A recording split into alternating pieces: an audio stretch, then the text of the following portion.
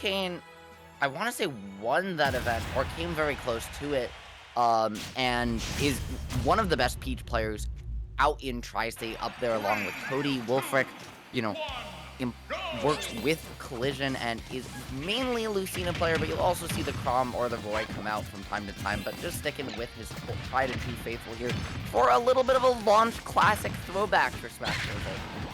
Yeah, I love seeing the original top tiers of the game, Lucina and Peach coming through for both players. It's a good fresh take of the game instead of having to see a lot of, Fighters Pack 2 or DLC Pack 1. It's a little bit better, but we're going to be seeing Peach do a little bit more of the work, racking up already 102% against Wolfric, and now Jukain's just been doing a good job this early set.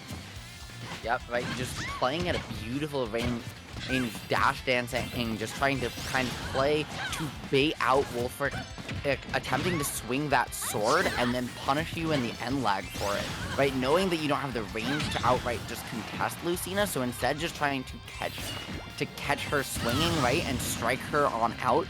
Doing so there beautifully, right? Just opting for those 1-2 hit with punish, just taking stage control slowly but surely, and then, just locking it down till you force an error. Oh, Jukain was trying to look for some sort of down tilt nair combo train. Doesn't work out that time. Still racking up more damage. Almost gets the lap. And is now officially lap percentage 70% for Jukain, 87% for Wolfric. Wolfric just needs to try to get this stock. Try to keeping Jukain at ledge. Trying to get one good hit. Tries to go for the F smash. It doesn't work out that time. That back air is going to be connecting and trading with both players. And now Wolfric's in a very bad position. And these floats underneath the platform or at its interior edge from Jukain have been so good, right? He's prioritizing that space because it allows him to drift in, drift out, not have to worry about Wolfric coming in from above. And so he's kind of able to just utilize that platform to lean Wolfric in, catch these approaches. That being said, not going to work out there, Ergerd, as unfortunately, Wolfric was able to close the stock, but Jukain answering right on back and maintaining that full stock lead here going into this last one of game 1 for Wolfric. Having turnip in hand is going to be scary, but just going to throw it away into the shield, trying to just look for a little bit of damage. Wolfric doing a little bit better job trying to get these damage online, 54%, 0%. That up B just going to do a little bit of a tickle. Doesn't really do that much knockback either way, but now Jukain has Wolfric off, in disadvantage, trying to look for something. That down tilt is going to come through, just trying to rack up as much damage as possible. Ooh, the B reverse, neutral B shield breaker. Just get the little hit in and just tries to go for that F smash and just whiffs it. Absolutely, and getting caught on the platform, that could have been a huge opportunity for Jukain, but I love the get-up attack from Wolfric, right, to try and find his way back, trying to call out the hitbox for the counter, from maybe find a free edge guard, or play himself right back into this one. And speaking of, you make one mistake, you can't give your opponent those extra chances. Jukain not ready for the DI, and gonna give Wolfric one more chance to maybe find an edge guard, find a way back in, if he can win neutral. Not gonna get the opportunity, though, because Peach is gonna take that crown off her head, hit you in the face with it, and that's gonna be all she goes. That was really not good DI in that second stock where Wolfric was able to get that up air into Jukain and just giving the ability for Wolfric to bring it back. Just able to try to do a little bit more damage, doesn't really work out, and Jukain's going to seal that out. With that forwarder now going into game number 2, I don't know if these players have any counter picks. Ritual, if you know, correct me if I'm wrong, but we see the Lucina, I hear it, and then maybe we see the Peach coming back for Jukain? No, we will definitely see the Peach come back from Jukain. I was going to say maybe we see the Roy come out from Wolfric, but I can't imagine that matchup is better than Lucina Peach. So, we're just going to opt to stay with your guns here, which makes complete and total sense. Keeping the stage the same too.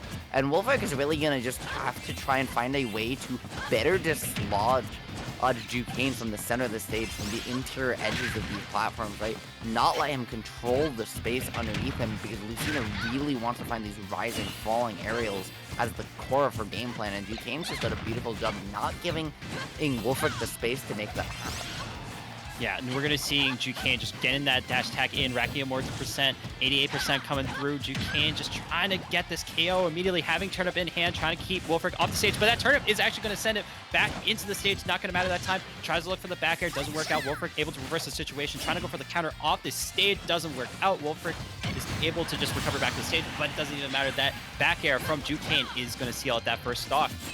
Yep, unfortunate from him, right? Like, his counters, in theory, have been such good ideas, but they just have all been a little bit preemptive, right? He's trying to predict rather than react to these very long-lasting hitboxes that come out from Eevee. And Jukain's taken full advantage of that, found a huge punish into stock every time this set that Wolfric has gone for it.